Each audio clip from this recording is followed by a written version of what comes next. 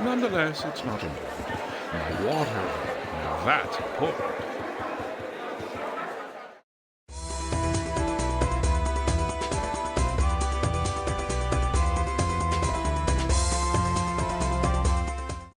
Raw Danger is a PlayStation 2 game released in 2002 by a company called Irene. Little did anyone know that this game was actually called Disaster Report 2 back in Japan, and it's a game that's definitely what many would call obscure.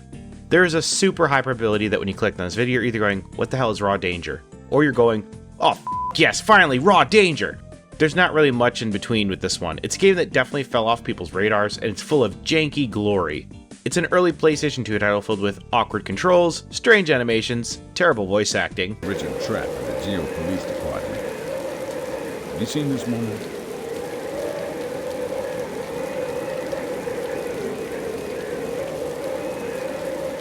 She's a murder suspect in the last scene in this era. And I loved every second of it. If you're a longtime viewer of this channel, you know that I love to dip my hands in the strange and outlandish game libraries of old consoles. But this time I didn't have to, because it was actually recommended by a good friend of the channel, Xin0555. After doing a long podcast about obscure games, I asked him what he thought the entire channel should be covering, and he dropped this in my lap, and dear lord is this an experience. Raw Danger is a game that is difficult to pinpoint everything about, so I figured there was no better way to discuss it than bring the man himself into a discussion and talk about this game. Forewarning, this video is a little bit different from how I usually format these videos, but I figured for the holidays we'd do something a little bit special. So what follows is his and my commentary on Raw Danger. Merry Christmas, sit back, and enjoy.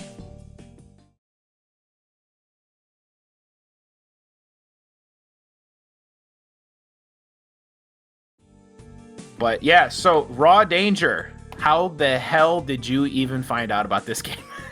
That's my first question. How did you even find out that this game existed? Like, where did you find this? Like, did you play this like back when it came out or something? No, I actually didn't. I was in college, and one of my friends, he was a big like nerd like I was, and he didn't play this game either, but like he somehow knew about it. So he eventually got a copy, and we got ourselves a PlayStation 2, and we played it together in college, and we could, like, from the start, we could tell this game was something special. Like, it's one of those, like, perfect, like, hidden gem games where, like, you're one of the real ones if you know what Raw Danger is. Like...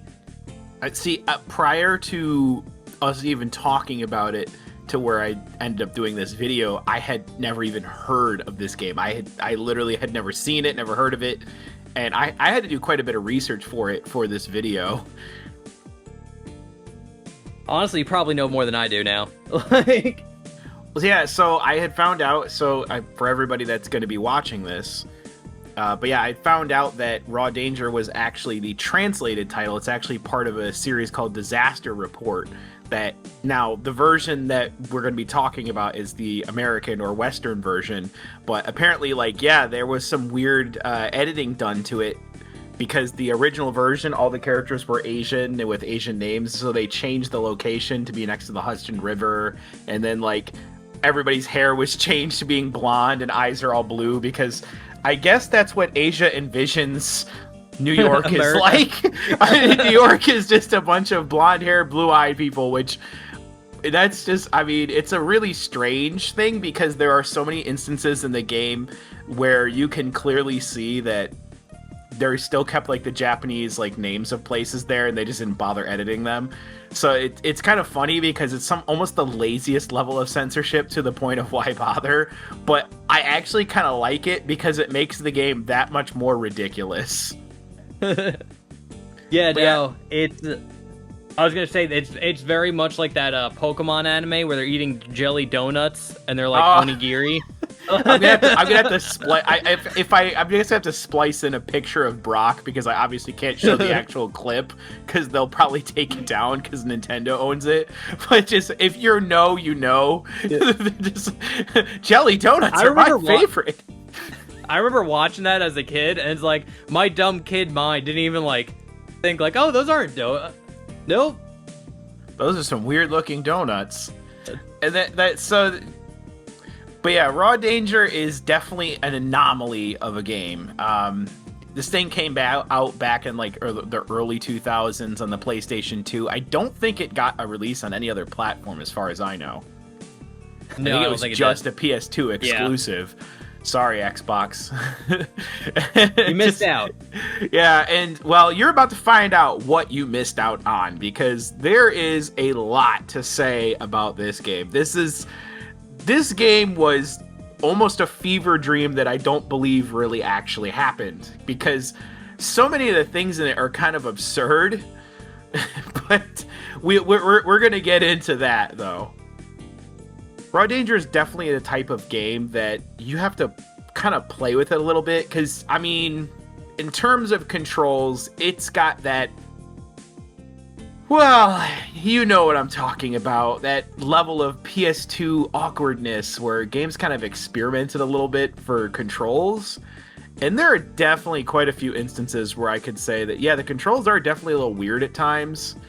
But, like, in this like strange way that I can't even really describe, because there's so many times where there's like geometry that you're supposed to grab onto that is not 100% clear. So like there is a little bit of what we call moon logic, I suppose, in games where you have to kind of like, you kind of have to guesstimate like what it is you're supposed to do and kind of look around and pretty much use everything with everything else kind of deal.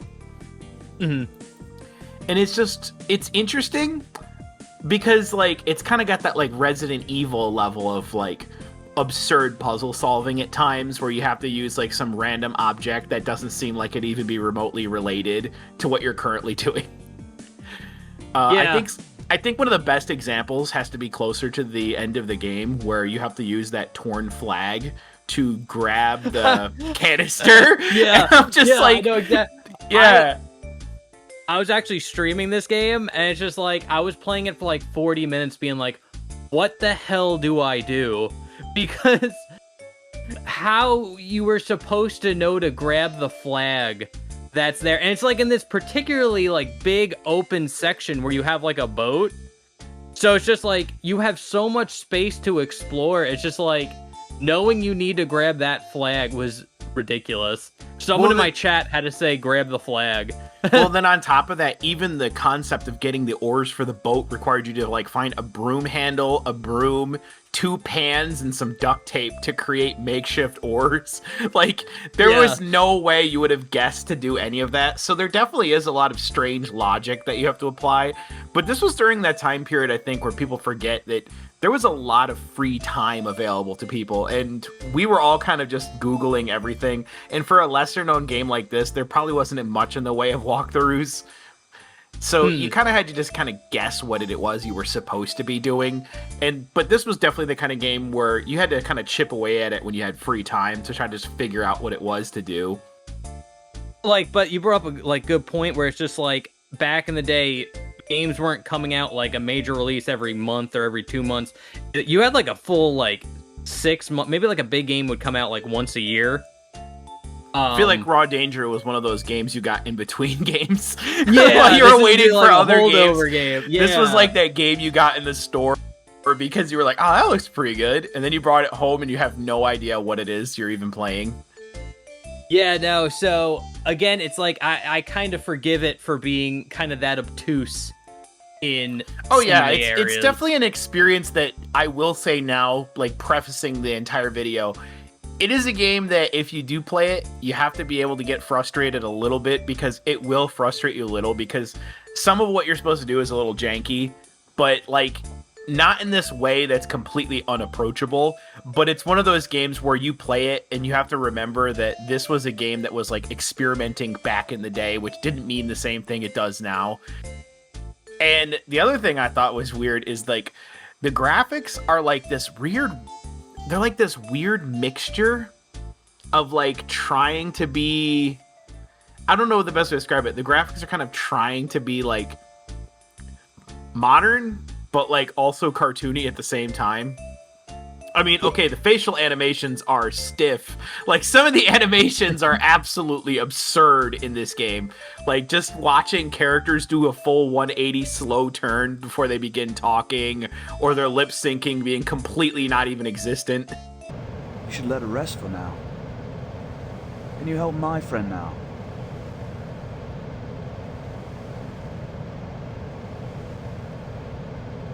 No, I can't leave her alone. Please. Please help my friend. No way, I can't leave her alone. Whatever.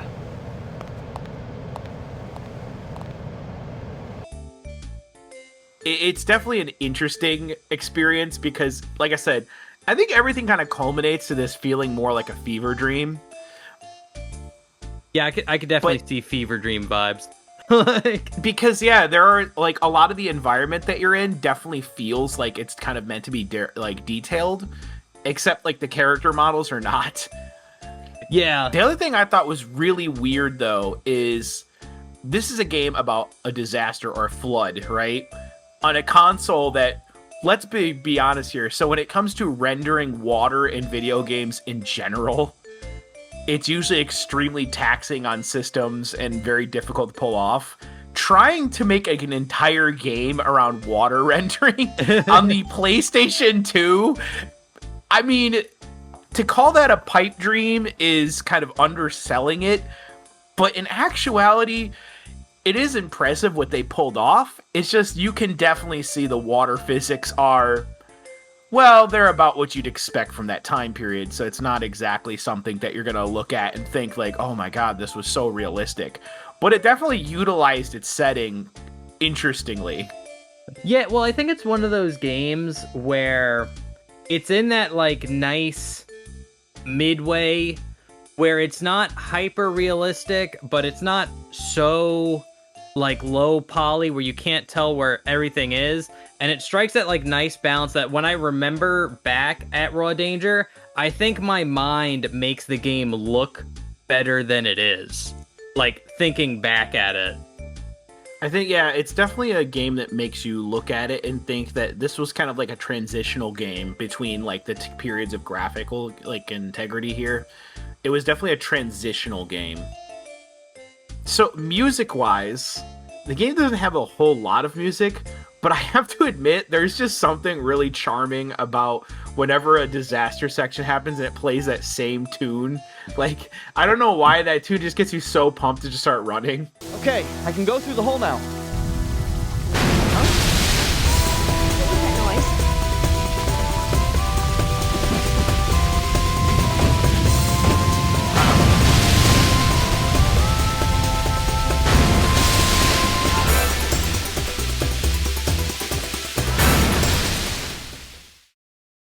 Even though you'll die like several times, because 9 times out of 10 when that situation arises, you have to like quickly figure out what it is you're supposed to do, and 9 times out of 10 you might die the first time because you have no clue what it is you're supposed to be doing right away, and you're given like a 4-second window to figure it out.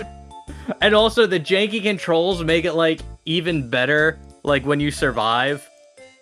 Oh yeah, and there are times where I don't even really fully understand how I pulled something off. It just kind of happened. Yeah. So when anything like super like, I guess action set piece happens, but it looks super janky, I was like lost my mind. Like in the very beginning of the game when you're a waiter and like the place starts flooding and you have to go through like that crack in the wall, but you need to like bring the ladder over and put it in, and like there's a giant wave that's coming at you. It's just like, it's clunky, but it's like when you jump through, there's like a slow motion cutscene of you jumping into like the wall, and I was just like, what? Yeah, I'm trying to figure out if some of those situations like the one you just described are intentional or the game was just chugging because of all the things going on screen. It's really hard to tell. This is one of those times where a bug could be considered a feature, I suppose. Yeah.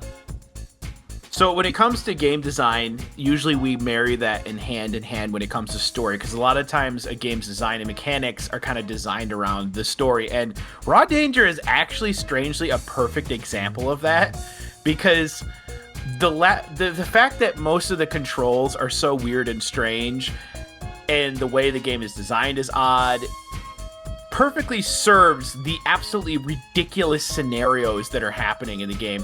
So what would you say this game is actually about story-wise?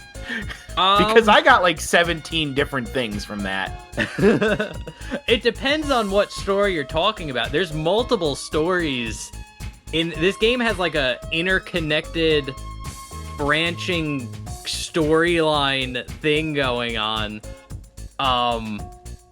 where you play as like different characters and they all have like their same, like their own storylines, but they'll intersect at different points. So when you play Joshua's story, you'll intersect with like the other characters and meet them along the way.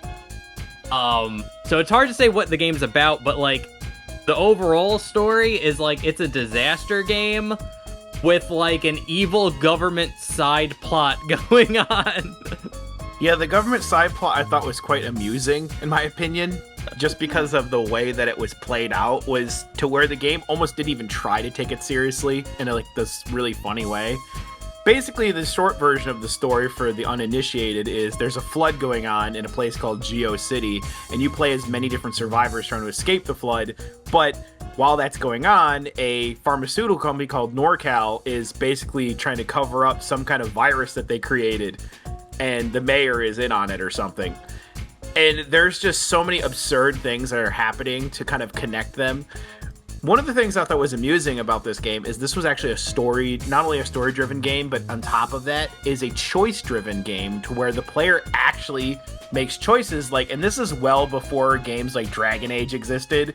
So your options are not always in the interest of serving the story in a thematic way, I guess, because there are so many absolutely absurd choices you can make that sometimes just are completely counterintuitive to what's going on.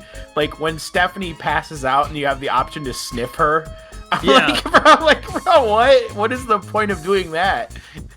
And then you have like the guy, the best example I can think of still has to be the chef hanging on the edge of like a cliff. And one of the options is to take his hat, which is just, what was the point? Like, what kind of psychopath is Joshua? Help! I can't hold on any longer!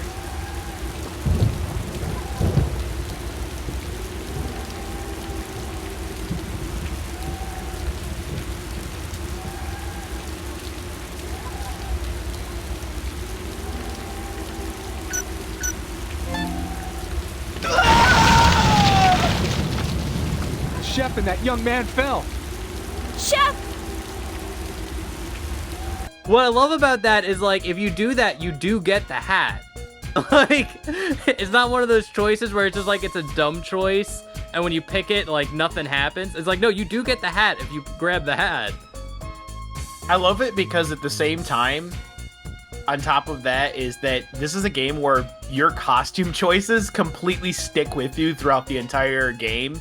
So, and there are a lot of ridiculous, absurd costumes that you can pick up and wear. And because of that, you can have cutscenes going on while Joshua is wearing a pirate hat, a pair of wading pants, and Santa boots. So while they're talking about serious stuff, I just love the fact that characters are never too busy or pressed for what's going on to where they can't stop and put on somebody else's pants they just stole. Like, I think that was hilarious that there's a part where you literally are in a raft trying to get from A to B, and you can stop to steal someone's pants off their clothesline, which doesn't really even matter because you're already wearing pants, so it's kind of completely pointless, but it's just something that you can do.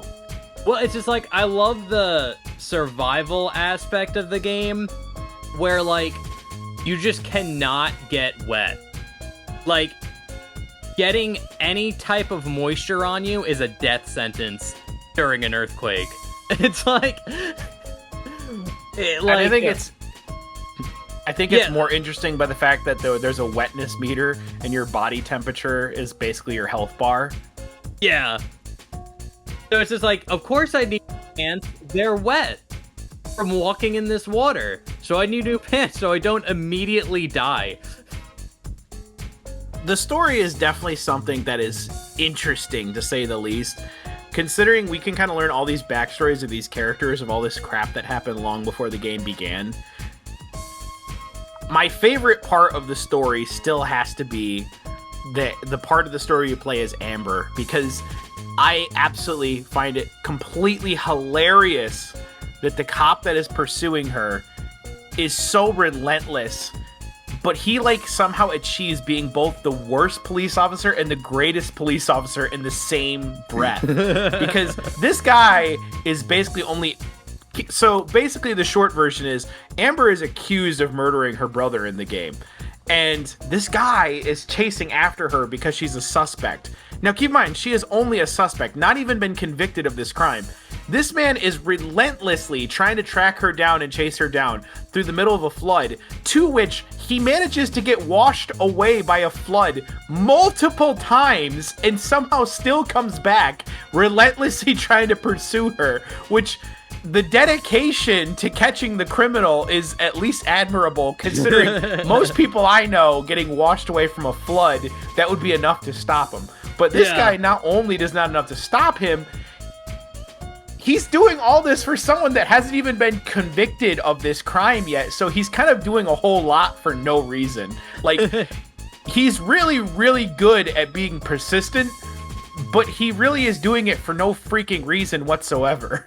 Yeah, and I love that in Joshua's story, like, even though there's, like, an earthquake going on, and as soon as you escape the mall and, like, go out, there's a big TV headline that's saying, "Murderer on the loose." And it's like... Even though she hadn't been convicted yet, which is hilarious, because they're dedicating all of their effort into catching this murderer that more than likely than not will be drowned in the flood anyway. Yeah. And then also another hilarious bit that happens later is when Amber at the end of her story has to go pick up that data disk that was left by her brother that like exposes the truth. I'm just sitting there thinking about the fact that the data disk was left there with a note in the middle of winter time out in the elements, to where he just left that for her out in the middle of the elements. Like, bro, it could have been raining, snowing, or whatever. This data disk obviously is not going to work. Like, it was snowing when you picked it up, so like there's no guarantee that this piece of paper and this CD was actually going to still work when she found it. Like, it's not in a lockbox or anything, it's just sitting there. It was the perfect hiding spot. What are you talking about? And it's just completely outside. Like, you're going to be looking at it on screen when people are seeing this video, but it is the most absurd hiding place. Like, especially considering there are plenty of indoor locations at this part of the game he could have hidden it in, but he just chose to just leave it outside, which is just completely asinine. Oh yeah, and like, just... I love the climax to her story, too. With the whole, like, hostage situation. It's perfect. it's a perfect story. The fact that she blocks the knife with the handcuffs is almost predictable, but at the same time hilarious. Oh, there's just so many great hilarious bits in this story, and it does beg the question of, is this story so goofy and funny intentionally, or is it just one of those so bad it ends up being good on accident situations? And I think that's the best part about this, is that it's ambiguous on which is true. Now, I haven't played the other games in the franchise, so I'm assuming that if I did, they probably would answer that question for me, and I guarantee there'll be somebody in the comments that'll tell me. Yeah, well, actually, speaking of other games, you know when you play as that, like, high school girl student? I forgot her name. But, when you play her story, the teacher she meets and, like, talks to is actually the girl from the first disaster report. Raw Danger's story is definitely an interesting one. It's one that I don't even think we can even possibly do complete justice in this video. Like, there's just so many goofy, ridiculous things going on, but in the best possible way, because whether it's intentional or not, it just ends up being a really humorous experience, because the game just does a really great job at just delivering these moments that are supposed to be really serious in a way that you can't quite tell if it's meant to be a joke or not. But that's kind of part of the charm, and I think that's what made this whole era of video games during that time period just so much more fun, is that if your game ended up being crappy and bad, you could just lean into it, and it would just be so bad that it's good. Yeah, no, I can say from playing Raw Danger, I thoroughly enjoyed the story myself, and it was good enough where I want to go back and play Disaster Report, and then play Disaster Report 3 on the PSP, and Disaster Report 4 on modern systems. Which, yes, the fourth game is just called Disaster Report 4, apparently. So it's like a Final Fantasy VII kind of situation. Yeah. So we got to talk about the extras and the unlockables in this game, because it's got some weird ones, in my opinion. So one of the collectibles in the game is all these compasses you can get, which is interesting because there are so many of them that you could tell they were just screwing around. Like, I think one of them is just a pickle on a string. Some of the compasses are just goofy. Yeah, no, well, one of my favorite compasses, I think it's right after you, or right before you have to, like, talk to the chef when you're on, like, the highway. And what I love about this game is it did something where, because, like, after, like, a cutscene or something, you get off, like, a bus, and then you're on a highway, and it's, like, you have to go, like, forward. But there's, like, the highway that leads, like, all the way back. I'm like, there's something back here. So and it's, like, an extremely, like, long, tedious walk, like, up this whole, like, highway. But at the end, you get a compass, and the compass is from Steambot Chronicles, which is another Irene game that they made. And when I found that out, I was like, it's kind of cool that there's so many of them. Unfortunately, though, the actual compass's use in the game isn't tremendously useful, ironically, despite the fact there are so many and they're collectible. The other thing is you can kind of collect different outfits for your character by picking up random clothing pieces. And I think at the end of the game, it actually stores them, so you can actually, like, spawn in the game with them later on. Yeah, there's quite a few, actually. There's a lot. I know also that when you replay the game, you can actually make different choices to see different story points carry out, but also there's apparently an entirely different final scenario in the game. Instead of playing as Joshua in the end, you can actually play as Keith, I think. I don't think I've ever hit that one.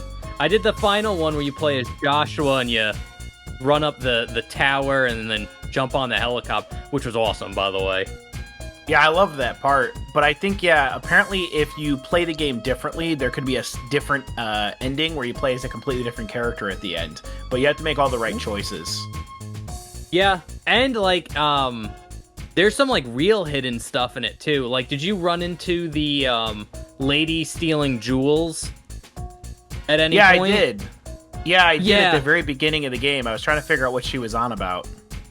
Well, apparently she's in, like, every character's, like, story. Like, you can run into her. She's most obvious in the first story with Joshua, but she's in all the other ones. And I think if you collect these, like, diamonds or jewels or whatever and give them to her, she'll give you the, like, diamond armor, which is a costume where you just don't get wet at all. That is absolutely absurd. It's like, I love it, though.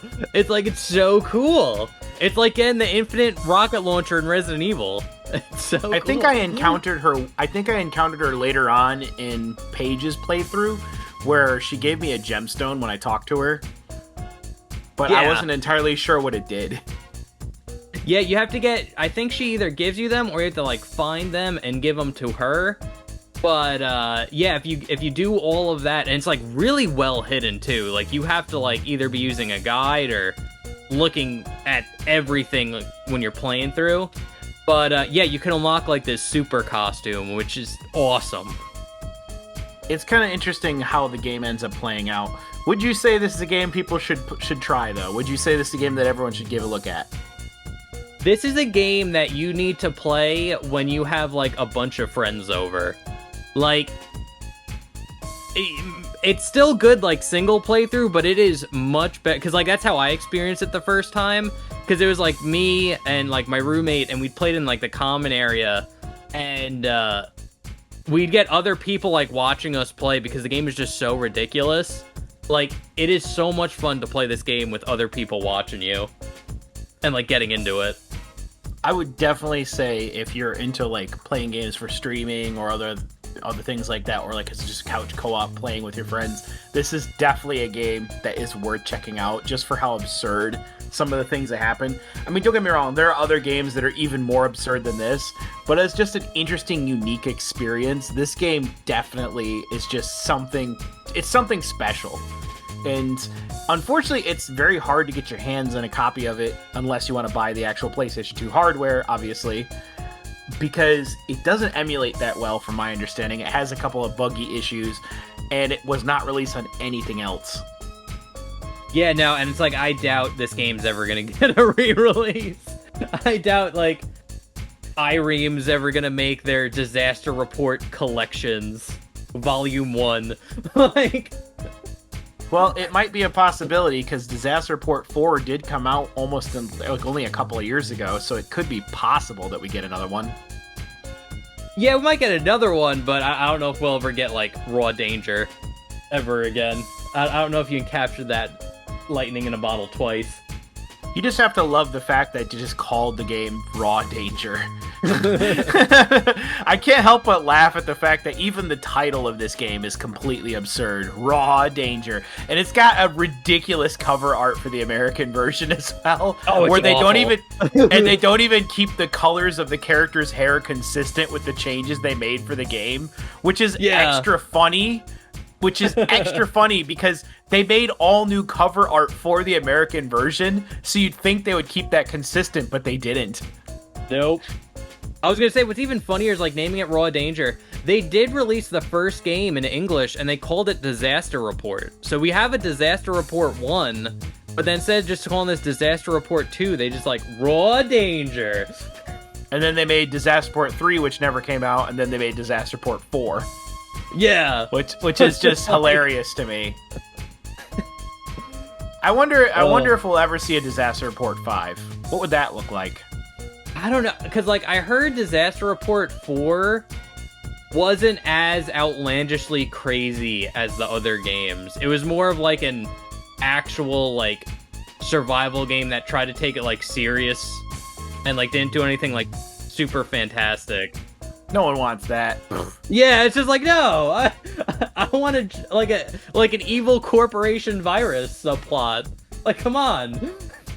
This is your opportunity. If you had to recommend one ridiculous game or one game that you think that almost no one's ever played, that you think that people should give a try, what would it be? Raw Danger is definitely one of them. Like, Raw Danger, but if I had to recommend another game other than Raw Danger, I would recommend Steambot Chronicles. It's made by the same company, Ireme, and you can even get the compass, like I said before. But it's a more of like an action RPG based on like robots, but it has the same level of choice that kind of Raw Danger has, and the endings are insane. And there you have it, folks. You've spoken from the man himself. Check out his channel, Xin0555. We're a really good friend of the channel. Been talking to him for a really good long time. He does really interesting videos where he talks about the video game industry as a whole, talks about the art direction in games, artwork, and he does live streams as well, where I think right now, at the time recording this, he's doing Sonic Complete and The Matrix. But if that's something you guys like, that is definitely a place you want to go look. This video took a lot more work than my usual video. It's definitely a different format than what you guys are used to. Wanted to do something really special for this Christmas special because guess what? Something we never mentioned throughout this entire video. This is a Christmas game. Yes. Because it takes place on Christmas. And that's the only thing. That's the only reason we're doing it for Christmas. I think it's honestly kind of poetic that we didn't mention it through the video, because I'm pretty sure the game forgets it's a Christmas game. Yes, totally intentional, not because I didn't keep good notes or anything. I promise you that. Because they mentioned it once in the beginning, and then it never comes up again, other than you get like a Santa outfit. Like, I know, oh, and the Christmas music that plays in the opening cutscene for like a brief minute and then switches to the dramatic flood music.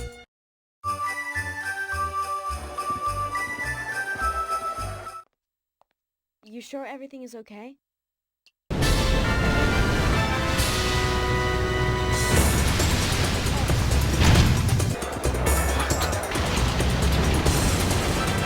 yes. But yes, guys, thank you guys so much for watching. Be sure to like, subscribe if you want to see more videos like this one. Let me know what you guys think of this format, because we might do more like this down the road, possibly. Talking about different kinds of games. Maybe even a podcast situation down the road. Possibly, maybe. It's a possibility. Anyway, this is WizPlay, and that is enough of that.